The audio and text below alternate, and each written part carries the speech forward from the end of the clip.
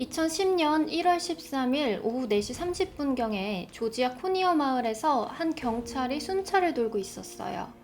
여느 때와 다름없이 평화로운 오후였습니다.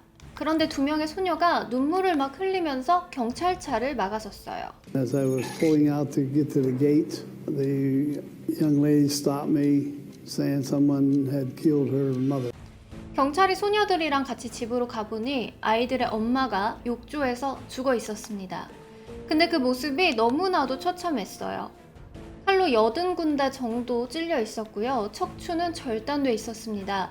그 경찰은 경찰 일을 하면서 이렇게나 끔찍한 광경은 처음 봤다고 했어요. 과연 아이들의 엄마는 누가 죽인 걸까요? 그리고 도대체 무슨 일이 있었던 걸까요?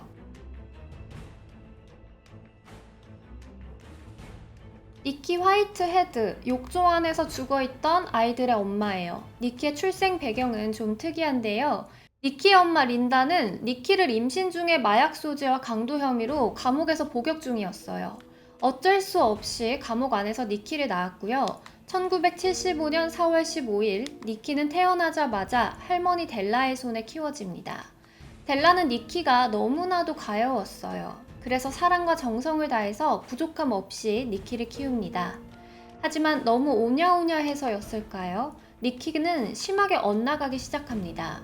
불량한 아이들과 어울리기 시작했고 학교에 출석하는 날보다도 파티나 놀러 가는 날이 더 많았어요. 그리고 17살이 됐을 때 임신을 하고 맙니다. 당시 아이 아빠였던 남자친구는 도망가 버렸어요. 하지만 니키는 아이를 낳기로 결심합니다. 그리고 1993년 쌍둥이 자매를 낳아요. 테스미아와 제스미아였습니다. 간단하게 테스랑 제스라고 부를게요. 비록 니키는 너무 어린 나이였지만 태어난 아이들을 보고 나니 너무 이뻐서 눈물이 났어요.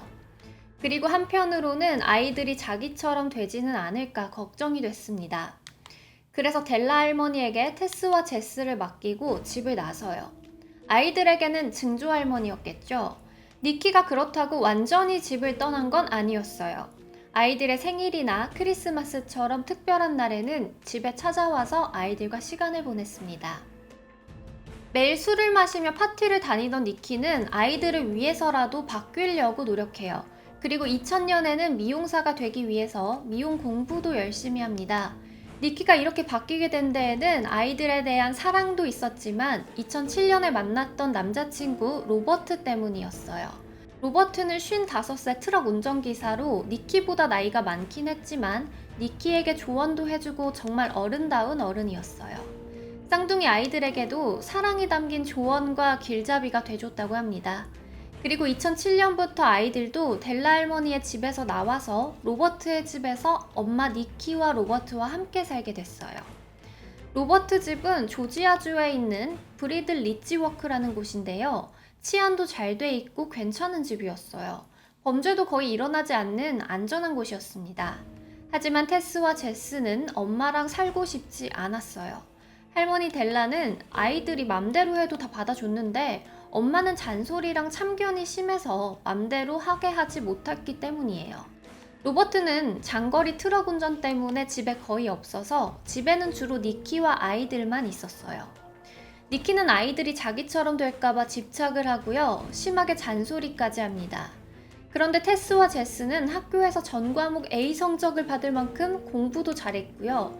하버드 대학교 진학을 목표로 할 만큼 공부에 대한 의지도 있었어요. 악기를 다루는 데에는 소질이 꽤나 있었습니다. 그리고 어린 시절부터 엄마랑 떨어져 살며 테스와 제스는 서로에게 의지하고 있어서 정말 모든 걸 함께 해냈어요. 그래서 서로 텔레파시라도 주고받듯이 너무나 잘 통했다고 합니다. 오랜만에 본 엄마랑 함께 시간을 보내서 둘은 행복했을까요? 아니요. 같이 산 지 첫날부터 전쟁이었습니다. 13살 제스에게는 17살 남자친구가 있었는데요. 니키는 평소에 그 남자친구가 17살이라는 이유로 좋아하지 않았습니다. 그리고 자기가 17살 때 임신했던 기억 때문에 아이들이 남자랑 어울릴까봐 핸드폰도 검사하고 종종 압수하기까지 했어요. 이럴수록 아이들의 반발심은 점점 더 심해집니다. 그리고 제스와 테스가 어린 시절에 니키가 자기들을 할머니한테 버렸다는 생각 때문에 니키의 말을 귀담아 듣지 않았어요. 그리고 니키와 쌍둥이 자매는 서로에게 욕설을 하는 일도 많았고요. 심지어 심각한 몸싸움까지 번졌습니다. 제스가 남자친구랑 만나려고 새벽에 몰래 외출을 한 날이었어요. 니키는 화가 나서 911에 전화를 했고요. Conyers 911, where's your emergency? I just woke up and my daughter's gone at the house. How old is your daughter? Oh Lord, 13. 다음 날 마이라 스크러그라는 경찰이 집에 방문합니다. I talked with the girls at great length, trying to figure out what was going on. I actually went in the bedroom with the girls. They had a closet full of beautiful name brand clothes, beautiful shoes. Their hair was immaculate. I mean, these girls really had a good home. 겉으로 보기에 테스와 제스는 좋은 브랜드의 옷도 입고 머리도 이쁘게 정돈되어 있고 니키에게 굉장히 사랑받고 있는 것 같았어요. 경찰은 안심하고 집을 나섭니다. 그런데 나가는 길에 아이들의 얼굴은 순진무구해 보였지만 어딘가 니키의 얼굴이 불편해 보였어요. 그래서 경찰서로 바로 들어가지 않고 집 근처에 경찰차를 주차하고 차 안에서 있었습니다.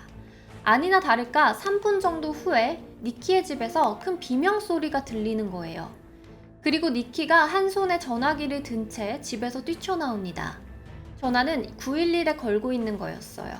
놀란 스크러그 경찰은 달려가서 니키에게 무슨 일이냐고 물어봤더니 The twins said that once they went back in the house after we left, that their mother became abusive with them, told them that they were not going anywhere, and started to beat them.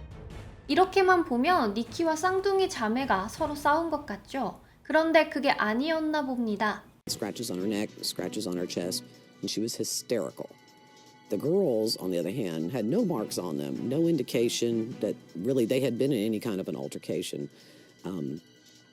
Talking with them, I didn't believe a thing that the girls had said. 이 사건 이후에도 니키가 재즈와 테즈에게 폭행을 당해서 911에 전화하는 일이 빈번했어요. 그러다가 2010년 1월 13일 사건 당일이 됩니다. 학교를 다녀온 재즈와 테즈는 욕조에서 엄마가 처참히 죽어있는 것을 발견했다고 경찰에게 이야기해요. 처음 경찰은 남자친구 로버트를 의심합니다. 사실 니키에게는 조라고 하는 남자친구가 한 명 더 있었어요. 양다리였던 거죠. 바람피고 있던 걸 들켜서 며칠 전에 로버트와 크게 싸웠다고 쌍둥이가 진술합니다. 하지만 로버트에게는 확실한 알리바이가 있었어요. 장거리 트럭 운전기사라고 했잖아요. 그 당시 로버트는 포니어에서 멀리 떨어진 곳에서 운전을 하고 있었어요.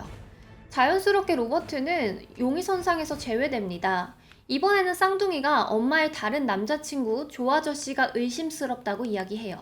사건 당일날 아침 일찍 엄마가 전화로 조랑 심하게 싸운 걸 들었다고 했어요. 경찰은 조를 불러서 조사하지만 특별한 혐의는 찾을 수가 없었습니다. 그리고 쌍둥이들의 친아빠는 캐나다로 넘어가서 가정을 꾸리고 살고 있었고 살인이 벌어졌던 날도 캐나다에 있어서 범행을 저지를 수가 없었습니다. 경찰이 사건 조사를 위해서 쌍둥이들을 참고인으로 불러서 조사를 해요. 근데 이상한 점들이 발견됩니다. 조사하는 내내 쌍둥이들이 장갑을 끼고 벗지 않고 있었다고 해요. Let me see your hands and your arms. What happened here? I got into a fight. Did you get in a fight with him? 엄마랑 싸워서 생긴 상처라고 말하고 있죠. 마치 물려서 생긴 상처 같아요. 그런데 이 다음 행동이 더 이상합니다. 불안하거나 신경질이 나면 손을 물어뜯는 버릇이 있다고 했는데요. 글쎄요. 제가 볼 땐 마치 원래 있었던 상처 위에 더 큰 상처를 내서 가리려고 하는 거로밖에는 보이지가 않아요. 여러분들은 어떻게 생각하시나요?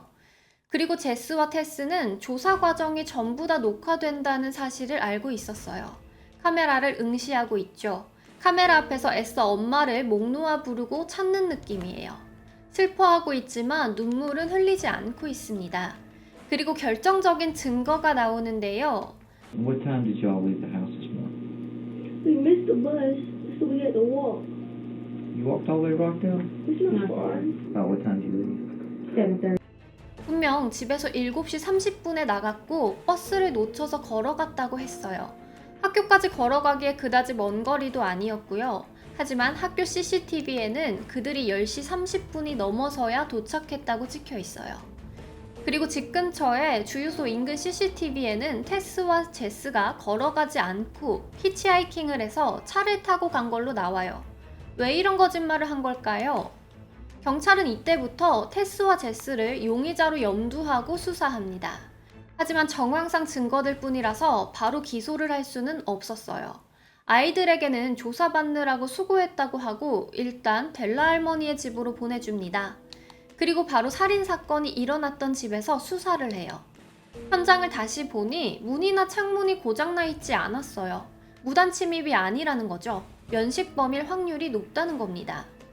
그리고 세면대나 화장실 주변이 유난히 깨끗하게 닦여져 있었는데요. 범행을 은폐하려는 시도가 보이죠. 혹여 범인들의 피가 튀어서 그걸 닦아내기 위해 세면대 주변을 깨끗이 한 걸 수도 있습니다. 그런데 범인은 세면대에 피를 닦은 수건을 차마 치우지 못했나 봅니다. 캐비넷에 많은 수건들이 피가 묻은 채로 세탁기 안에 들어가 있었어요. 수건에 묻은 피의 DNA 검사를 합니다. 그리고 제스와 테스의 방에서 피가 묻은 운동화와 부츠가 발견이 돼요. 이것도 DNA 검사를 맡깁니다.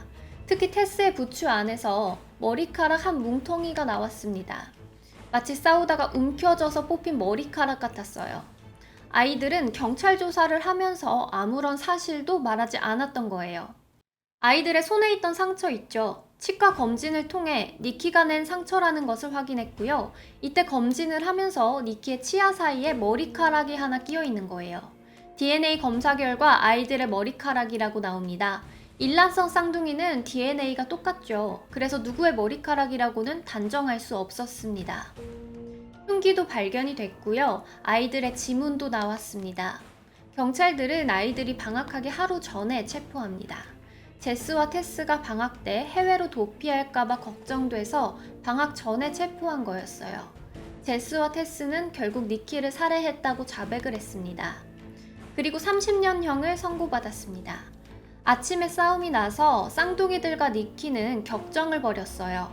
쌍둥이들이 칼을 들고 마구 공격하니 니키가 밖으로 도망쳐서 옆집 벨도 눌렀다고 합니다. 하지만 옆집 남자가 이른 시간이라 자고 있어서 문을 열지 못했다고 해요. 그렇게 니키는 다시 집으로 쌍둥이들에 의해서 질질 끌려갔다고 해요. 칼로 니키를 80번 정도 찌르고 그때도 니키는 죽지 않았다고 합니다. 살아있는 상태로 제스는 니키의 팔을, 테스는 니키의 다리를 들어서 욕조로 옮기고요. 물을 틀었대요. 아마 몸이 물에 잠기면서 삼투압 현상 때문에 과다출혈로 인해서 서서히 죽어간 게 아닌가 싶습니다. 제스는 감옥 안에서 고등학교를 졸업했고요. 우수한 성적을 받습니다.